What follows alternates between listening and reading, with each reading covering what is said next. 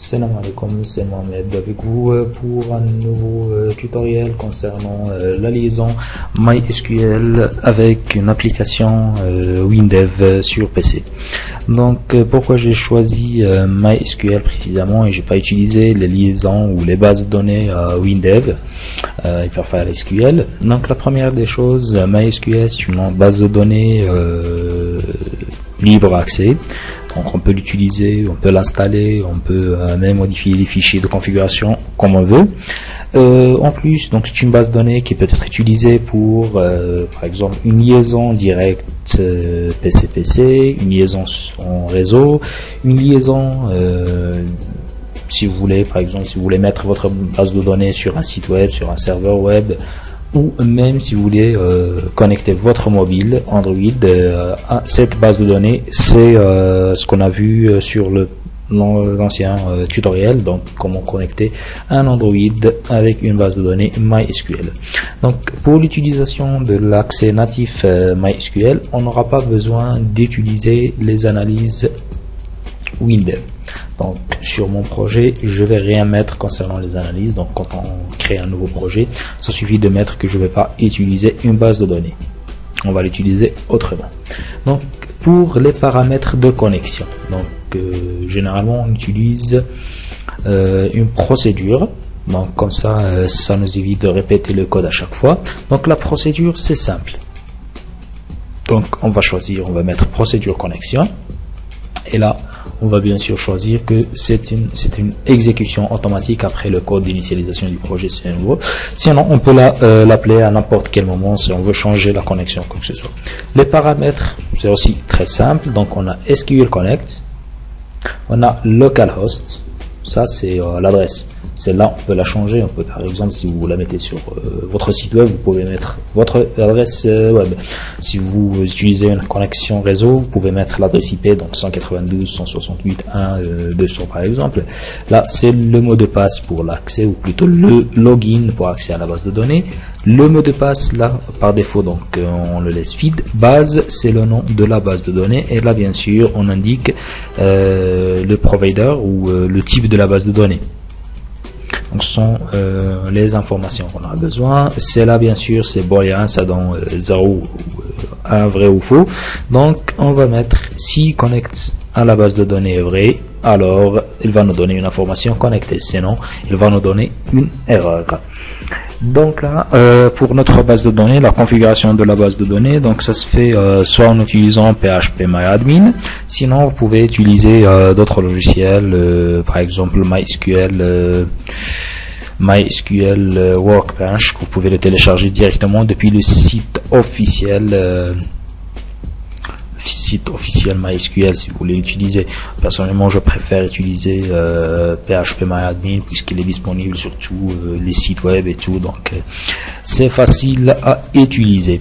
Donc on va tester notre connexion. Donc après qu'on a créé ça, on va tester notre connexion. Donc là, vous voyez, bon, il y a des erreurs, ça c'est un ancien projet que j'avais, donc c'est pas grave. Donc là, vous voyez, on arrive, on a le nom et le mot de passe, donc, et le message connecté, donc ça veut dire qu'on a réussi à se connecter à la base de données. Donc là, on va voir ça. Oui, donc là, ce sont des anciennes informations quand j'utilisais des bases de données liées au projet. C'est ce qui cause problème. Ok, celle-là aussi, on va carrément supprimer cette fenêtre. On va l'utiliser plus tard. On va la créer à nouveau. Supprimer disque. Parfait. Donc là, on n'aura pas de problème. Donc pour notre connexion à la base de données, donc vous voyez, on a si connect, donc très simple pour la liaison. On va voir la fenêtre login ou la fenêtre d'identification, c'est là où on va utiliser notre base de données. On va voir, donc on a une nouvelle fenêtre, on crée deux champs de texte. Donc le premier, on va l'appeler nom, le deuxième, donc c'est passe, et un bouton OK. Donc au lancement, donc ce sont les tests pour la base de données, et sur le bouton OK, qu'est-ce qu'on va mettre comme code? Donc sur le bouton là, on va utiliser SQL exec. Donc quand vous utilisez la liaison avec Hyperfile SQL, ou généralement quand vous utilisez les analyses, vous utilisez les commandes avec H pour l'utilisation de l'accès natif directement à la base de données SQL. Donc c'est comme le développement en web, ou le développement si vous avez déjà utilisé d'autres programmes, par exemple VB ou C++, donc ce que vous avez l'habitude de faire. Donc la connexion, ça se fait très simplement.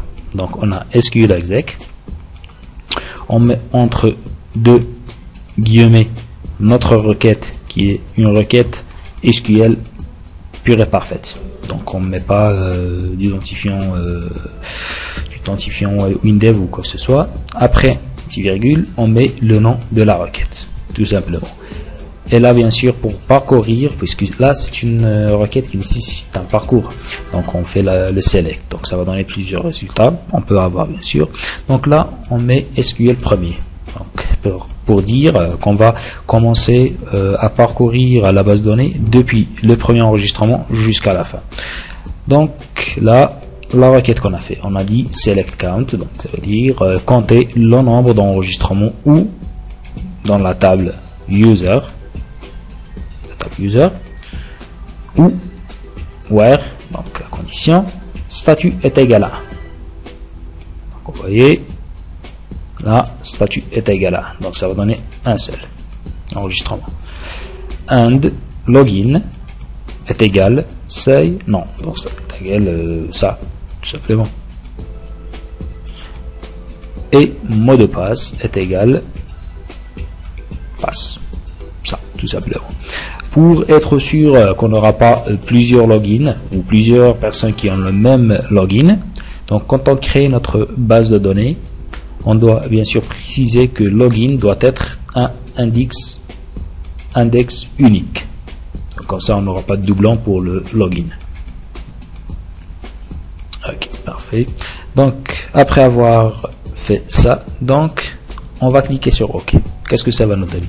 Donc, val SQL verif 1. Donc qu'est-ce que ça veut dire?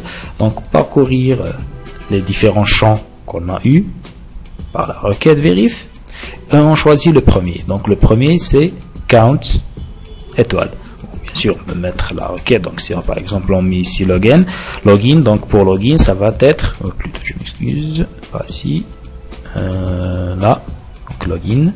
Donc là, login, si on le met ici, donc ça va être SQL call, entre parenthèses, verif, et l'indice numéro 2.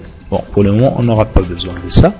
Donc, on a tout simplement ça, verif. Là, gstest, donc ça c'est date heure, donc ça c'était, ça c'est pour garder la date heure d'enregistrement ou d'ouverture de la session. Et là, donc, si ça passe, on met ouvre la fenêtre facture, qui est cette fenêtre là. Par contre, s'il y a une erreur, donc ça va donner nom ou mot de passe incorrect, et on va faire le test. Donc on clique sur connecter, donc le premier message, donc c'est connecté, on peut le retirer bien sûr si on veut après, et là on va tester. Donc admin, si on met un mot de passe erroné, ça donne mot de passe erroné. Bon, j'ai mis un mot de passe erroné. Si on met le bon mot de passe, donc vous voyez, on arrive sur cette fenêtre, bien sûr. Bien sûr, il y a la possibilité de fermer la fenêtre, cette fenêtre si on veut après, mais pour le moment on peut la laisser sans problème. Donc là, c'est la première étape, donc c'est ça, c'est pour la connexion. Donc après avoir, on peut bien sûr utiliser toutes les fonctions ou toutes les requêtes SQL qu'on veut. Par exemple, si on veut insérer un nouveau champ, donc ça va être très simple. Donc là, comme ça, et on va la coller ici.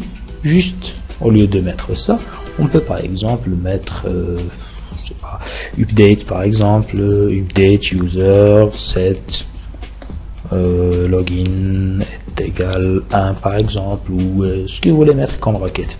Juste là, quand vous faites généralement une requête, il est toujours préférable de faire un test avant de faire quoi que ce soit. Donc on va mettre si la requête est OK, bon, sans mettre vrai, donc par défaut. Donc si on n'a pas de condition, donc ça veut dire oui.